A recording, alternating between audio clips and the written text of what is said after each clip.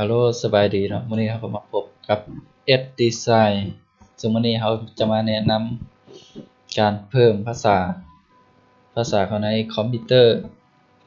เช่นว่าภาษาแต่ละคอมบางคนอาจจะบ่มีภาษา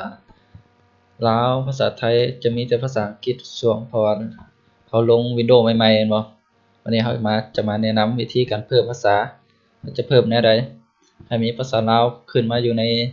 หน้าจอคอมขั้นตอนแรกเขาก็ต้องเข้ามาบน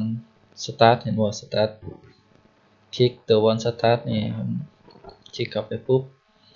เลื่อนเมาส์ไปหาบนตัว Setting ตัวนี้เป็น Windows เวอร์ชัน2019จะเป็นหน้าต่างอันนี้คลิกเข้าไปหลังจากนั้นเลือก Time and Language Time and Language คลิกเข้าไป Time and Language แล้วให้เลือก Language นี่เห็นบ่ Language อยู่ซ้ายมือคลิกเข้าไปหลังจากนั้นมันจะมีเห็นบ่ add prefer language นี่คลิกเข้าไปแล้วพิมพ์ภาษาลาวเข้าไป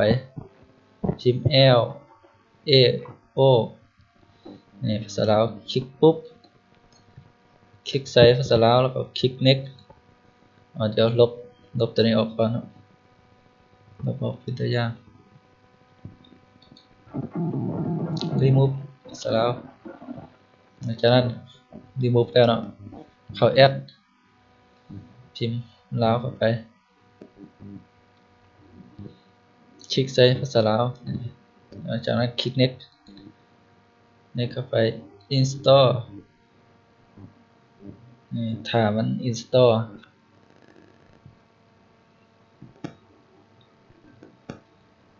จากนั้นนี่เขาได้แล้วภาษาลาวนี่เรียบร้อยภาษาลาวเข้ามาแล้วสำหรับวิดีโอนี้ก็ขอจบเพียงแต่เท่านี้ถ้าอยากมีตัวใดสนใจหรือมีตัวใดที่ค้าใจจากทางอยากรู้ก็สามารถคอมเมนต์มาได้เนาะสำหรับวิดีโอนี้ขอขอบใจ